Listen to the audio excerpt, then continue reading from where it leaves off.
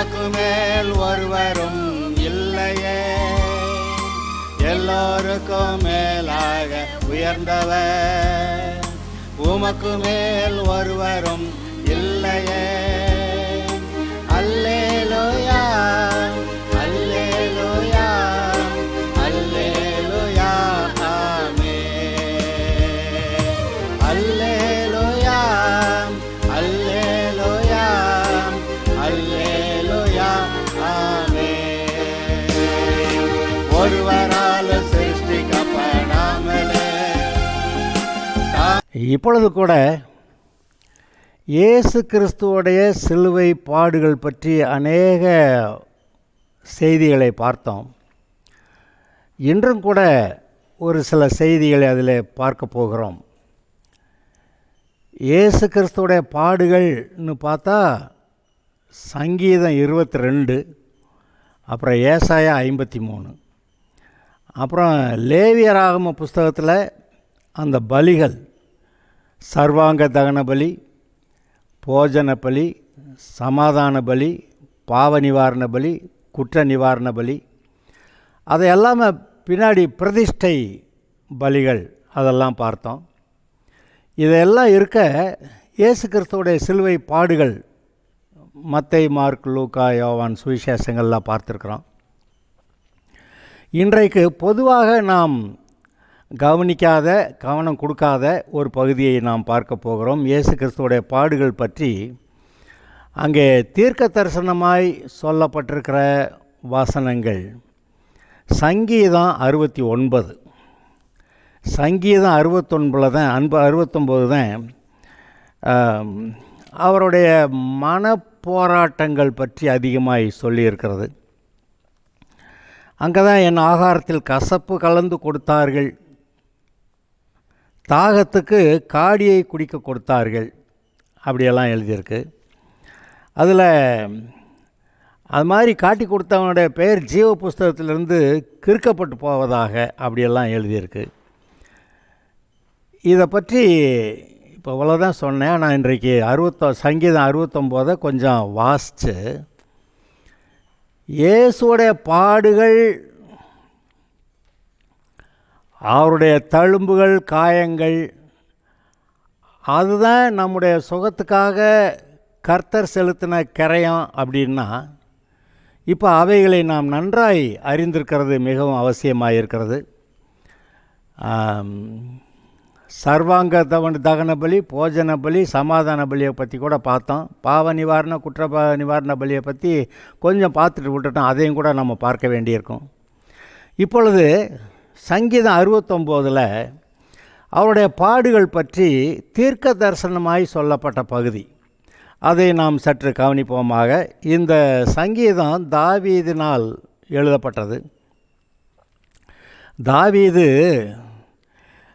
இஸ்ரவேலின் சங்கீதங்களை இன்பமாய் பாடின தாவீது.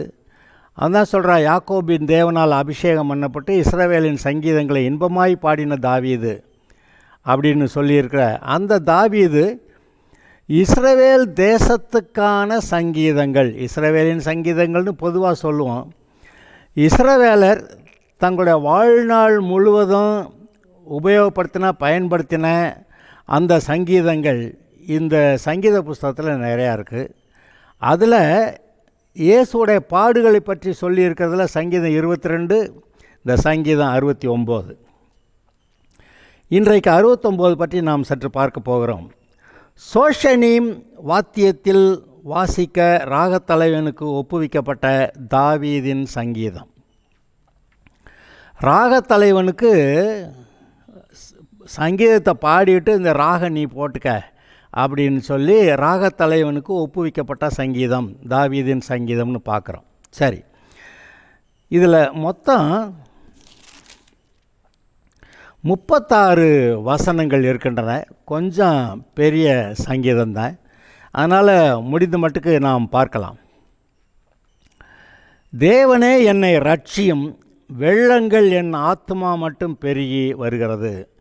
முதல் வசனத்திலேயே இயேசு கிறிஸ்துவோடைய பாடுகள் எப்படி இருக்க போகிறது என்று சொல்லப்பட்ட தீர்க்க தரிசன பகுதியிலே வசனமே எப்படி ஆரம்பிக்குது பாருங்கள். தேவனே இயேசு சொல்கிற மாதிரி பேசுகிற மாதிரி இந்த சங்கீதத்தை நீங்கள் வாசிக்கணும்.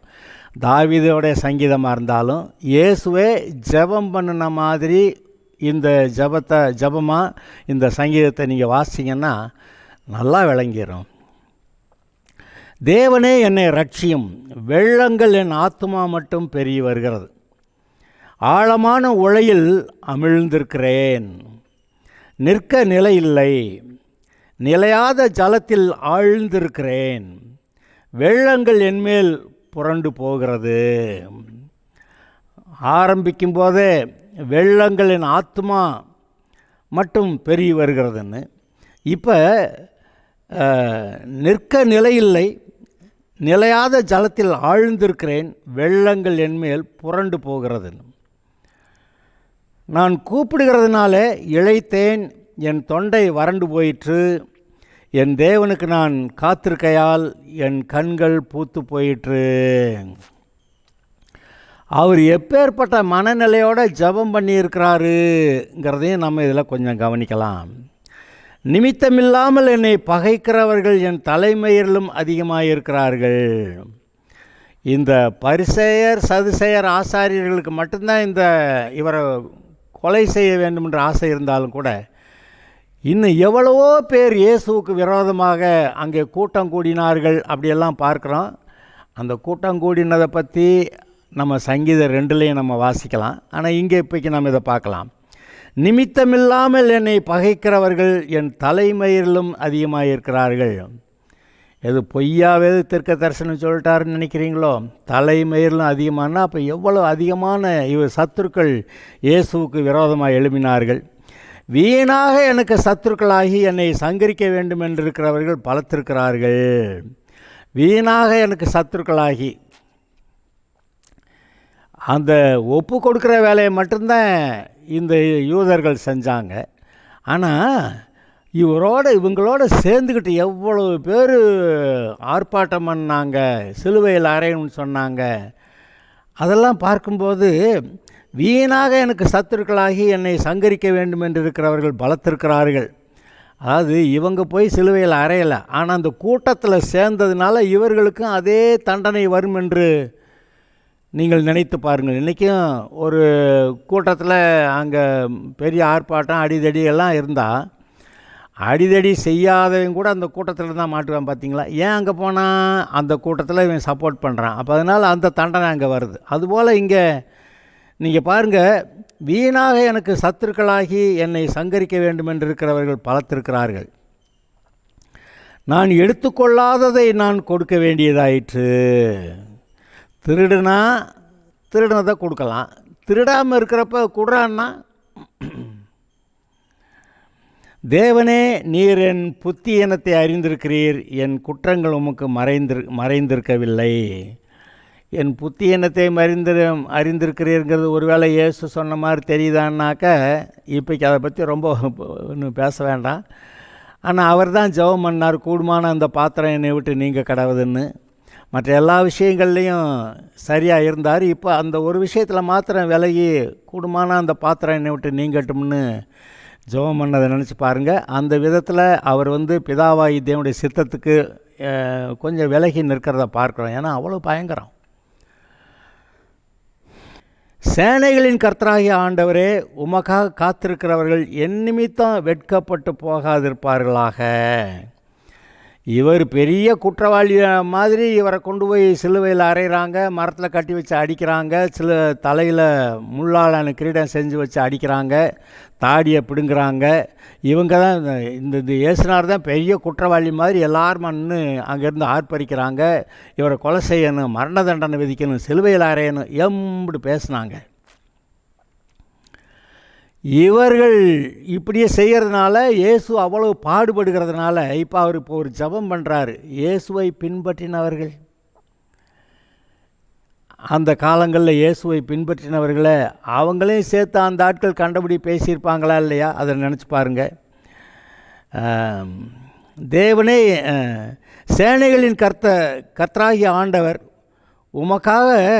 ஆண்டவரே உமக்காக காத்திருக்கிறவர்கள் என் நிமித்தம் வெட்கப்பட்டு போகாதிருப்பார்களாக. என்னை பின்பற்றினது நிமித்தம் அந்த ஜனங்கள் வெட்கப்பட்டு போகாதபடி கர்த்தர் நீர் பார்த்து கொள்வீராக. அப்படி ஒரு ஜெபம் வர்றதை பார்க்குறீங்க.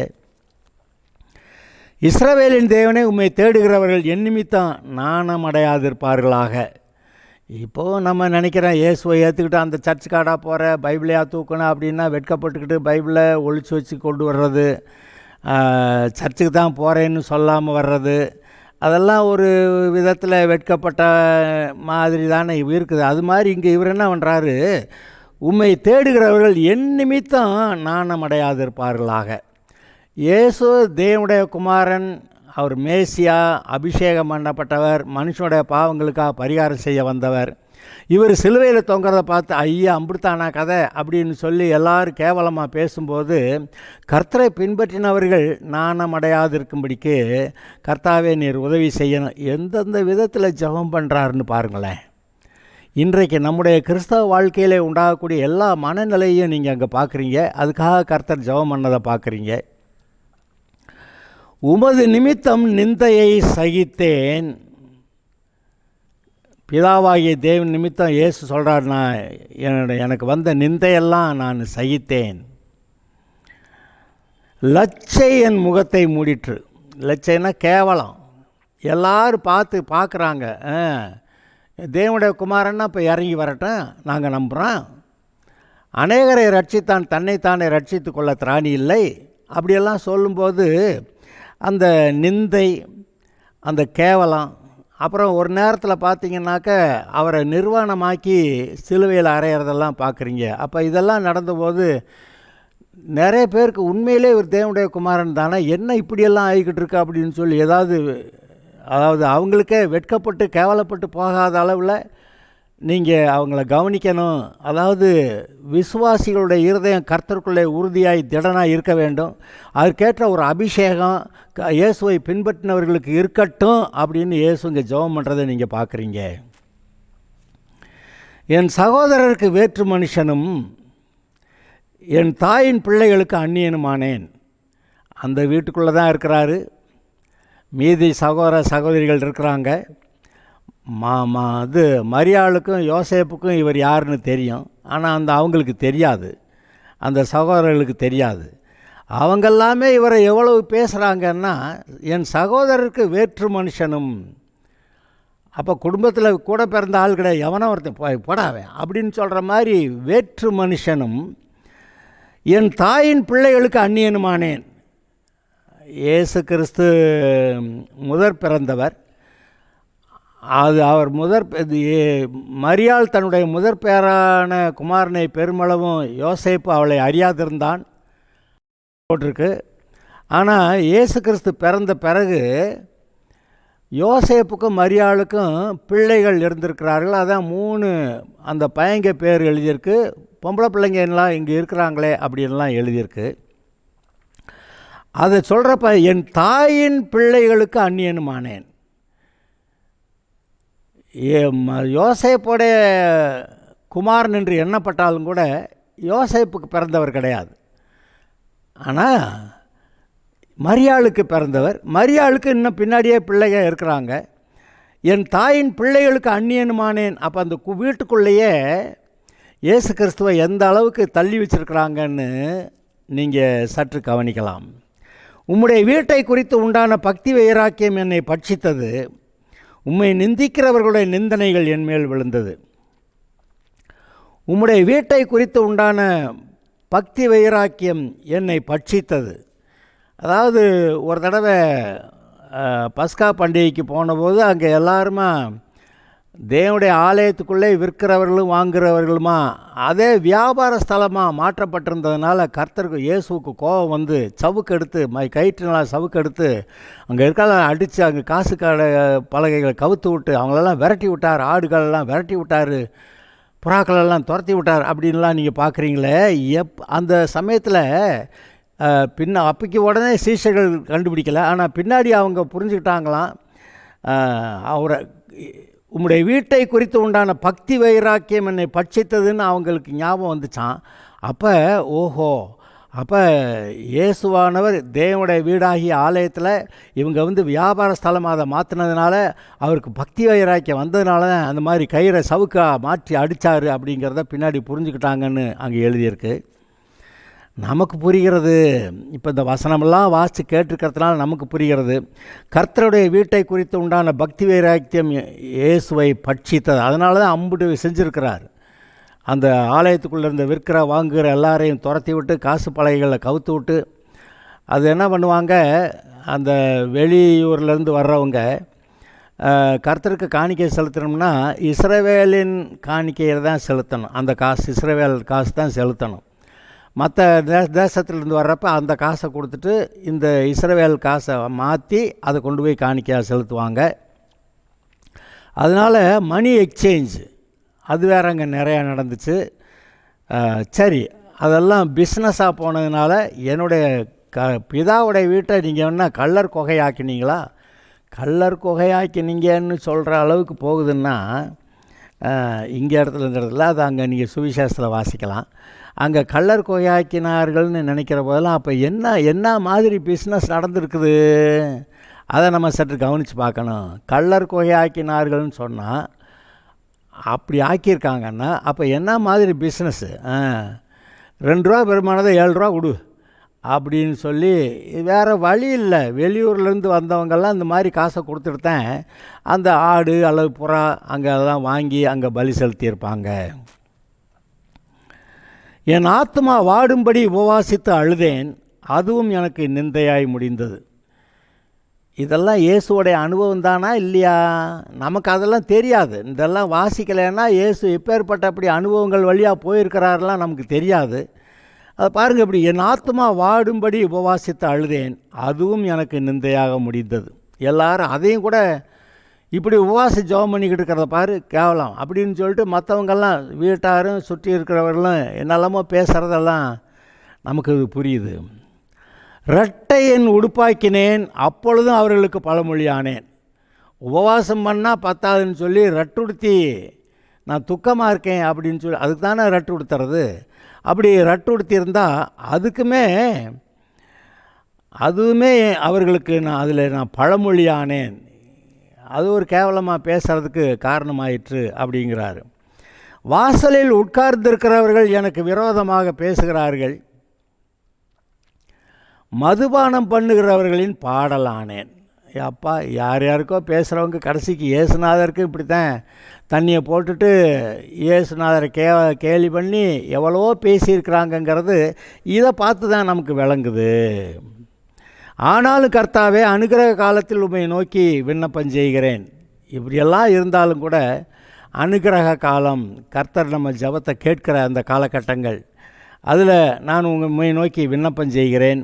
தேவனே, உமது மிகுந்த கிருபையினாலும் உமது ரட்சிப்பின் சத்தியத்தினாலும் எனக்கு செவி கொடுத்தருளும்.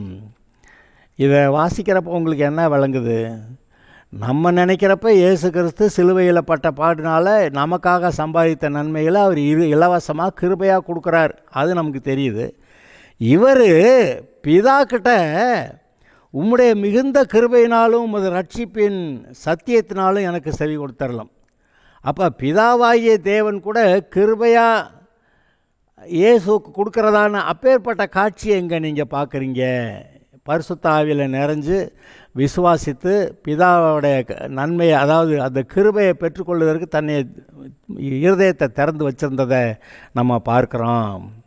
தேவனே, உமது மிகுந்த கிருபையினாலும் உமது ரட்சிப்பின் சத்தியத்தினாலும் எனக்கு செவி கொடுத்தரலாம். அப்போ அவர் பிதாவானவர் இயேசுக்கு பாராட்டின கிருபை. இயேசு தேவனுடைய குமாரன் தானே, அந்த தேவனுடைய குமாரன்கிற அதிகாரம் அந்தஸ்து உள்ளவர் தானே. ஆனால் இயேசுவானவர் எப்பொழுது தன்னைத்தான் வெறுமையாக்கினாரோ, தன்னைத்தான் வெறுமையாக்கி அடிமையின் ரூபம் எடுத்து மனுஷ சாயலானார். அப்போ இந்த நிலைமைக்கு வந்த ஒரு பாடு இவரும் பிதாவிட்ட அவருடைய கிருபை, ஆண்டவரே உம்முடைய கிருபை, கர்த்தருடைய கிருபை, பிதாவே உம்முடைய கிருபை அப்படின்னு சொல்லி கேட்டு அந்த கிருபையில் தான் இன்றைக்கு நீங்களும் நானும் இயேசு கிறிஸ்து மூலமாக நமக்கு உண்டான கிருபை, அந்த கிருபையை நம்பி அதில் சார்ந்து வாழ்ந்து கொண்டிருக்கிறோமே. அதுபோல் இயேசுவும் கூட பிதா தனக்கு கொடுத்த அந்த கிருபையை சார்ந்து தான் பூமியிலே வாழ்ந்திருந்தார், சிலுவை பாடுகளை நிறைவேற்றினார் என்று அதை சற்று நிதானித்து பார்ப்போமாக. நான் அமிழ்ந்து போகாதபடிக்கு சேற்று நின்று என்னை தூக்கிவிடும்.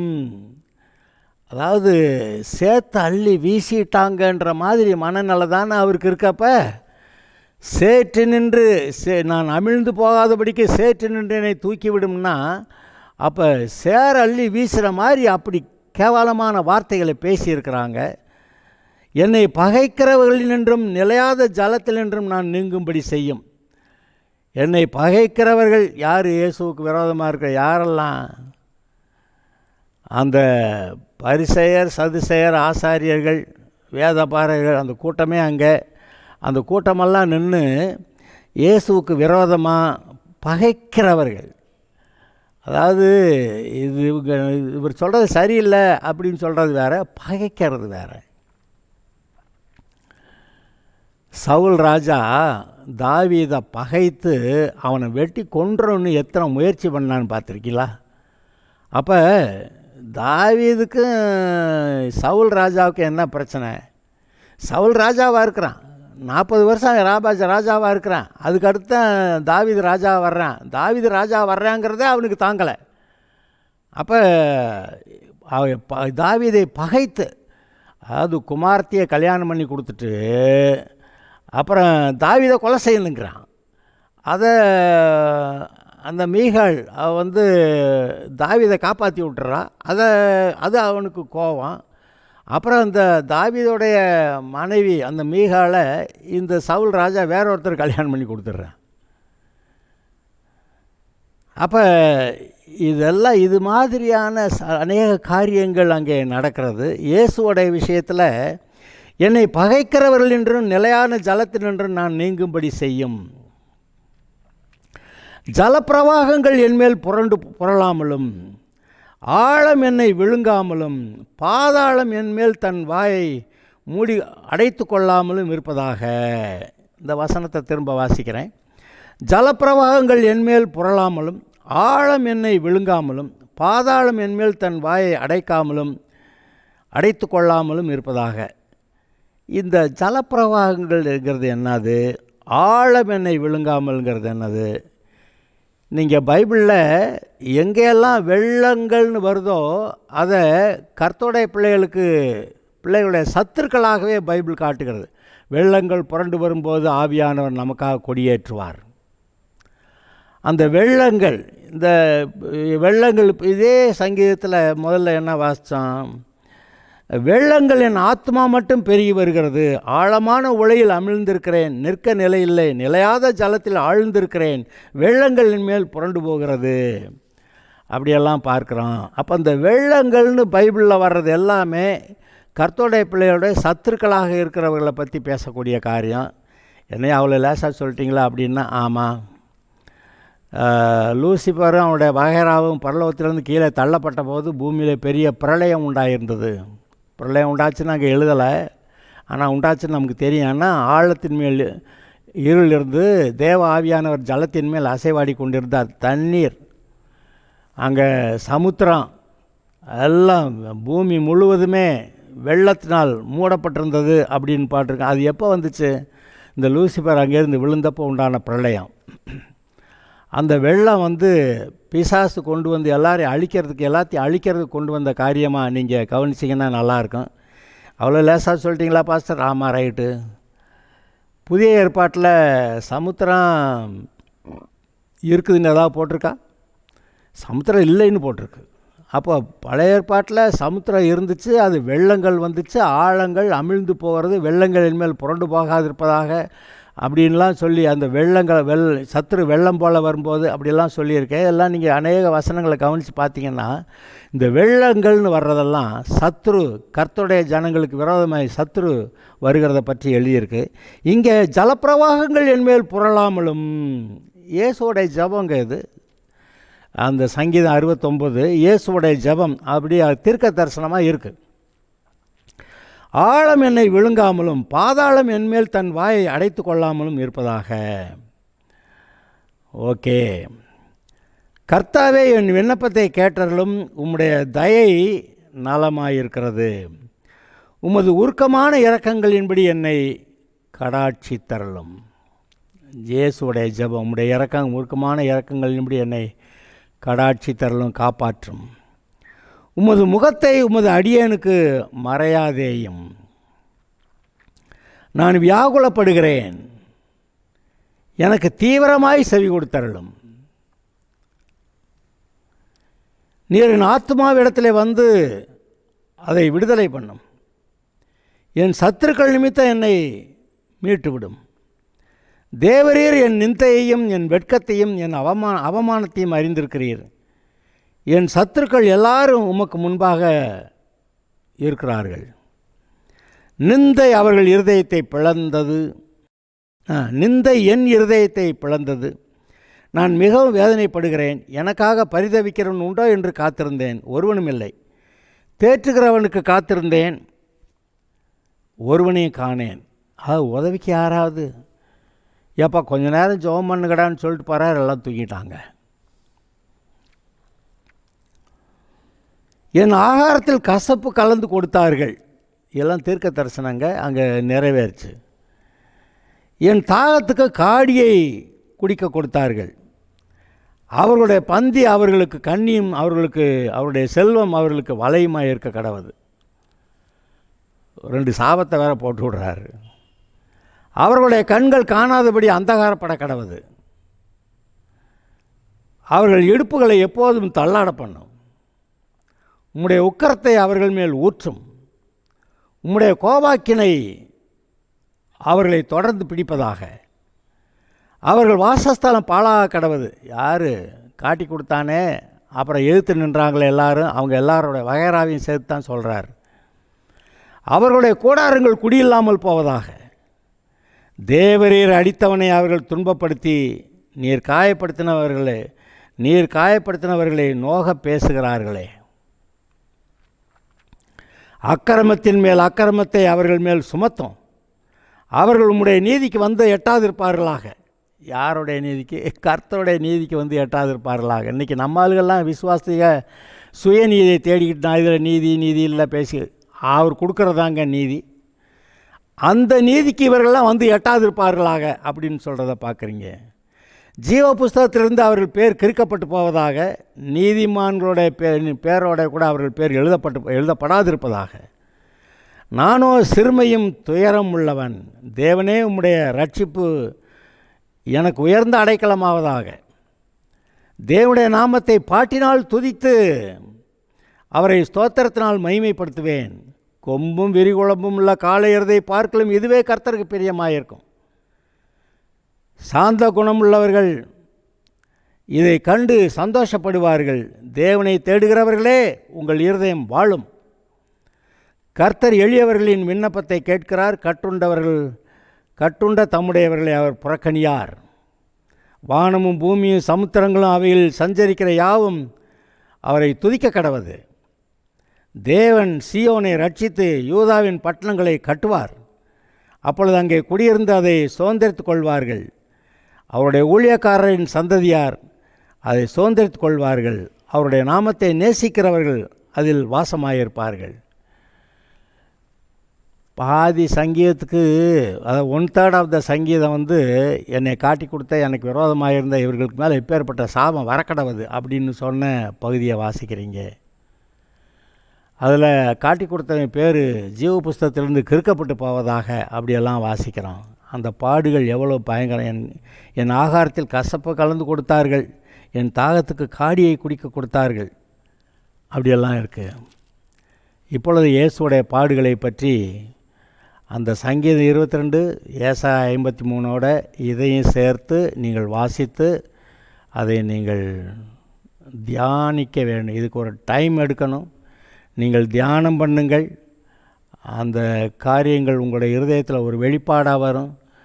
இயேசு எவ்வளவாய் பாடுபட்டார், அவருடைய தழும்புகளால் குணமானோம் என்று எழுதியிருக்கிறபடியாலே அவருடைய பாடுகளை நாம் தியானிப்பது நமக்கு நல்லது, நமக்கு பிரயோஜனமானது. ஆதலால் அவருடைய பாடுகளை தியானிப்போமாக. சங்கீதம் 69 சங்கீதம் 22, ஏசாயா 53 மிக முக்கியமான பகுதிகள்.